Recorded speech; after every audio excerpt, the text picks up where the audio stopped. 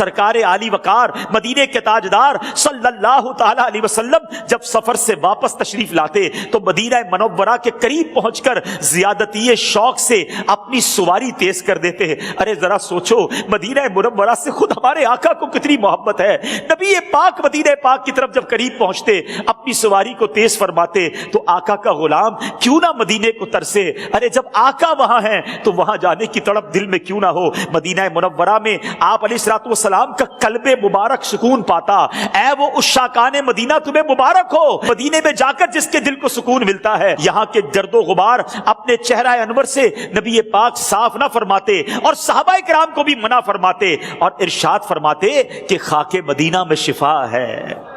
حضرت سیدنا سعد بن ابی وقاص رضی اللہ تعالی سے روایت ہے کہ جب رسول اللہ صلی اللہ تعالی علیہ وآلہ وسلم غزوہ تبوک سے واپس تشریف لا رہے تھے تو تبوک میں شامل ہونے سے رہ جانے والے کچھ صحابہ کرام ملے. انہوں نے گرد اڑائی, ایک شخص نے اپنی ناک ڈھانپ لی. آپ صلی اللہ تعالی علیہ وسلم نے ان کی ناک سے کپڑا ہٹایا اور ارشاد فرمایا, اس ذات کی قسم جس کے قبضہ قدرت میں میری جان ہے, مدینے کی خاک میں ہر بیماری سے شفا ہے.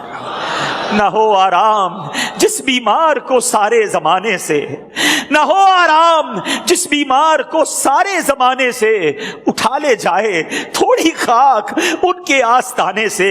جب کوئی مسلمان زیارت کی نیت سے مدینہ منورہ زادہ اللہ شرفا و تعظیما آتا ہے تو فرشتے رحمت کے تحفوں سے اس کا استقبال کرتے ہیں. ارے مدینے کی ذرا بات تو دیکھو کہ مدینے جانے والوں کا فرشتے استقبال کر رہے ہیں. سبحان اللہ. نبی پاک علیہ الصلوۃ والسلام نے مدینے میں مرنے کی ترغیب ارشاد فرمائی. یہاں مرنے والے کی سرکار دو عالم علیہ الصلوۃ والسلام شفاعت فرمائیں گے. سنو سنو, جو وضو کر کے آئے اور مسجد نبوی شریف میں نماز ادا کرے اسے حج کا ثواب ملتا ہے.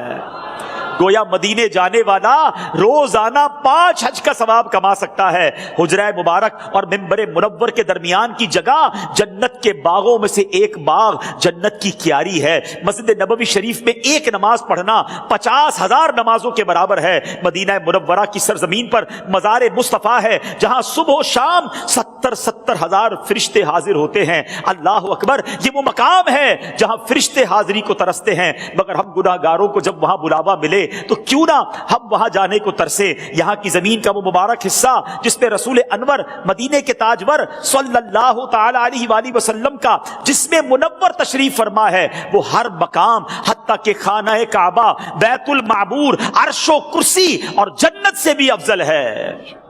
دجال مدینہ منورہ میں داخل نہیں ہو سکے گا.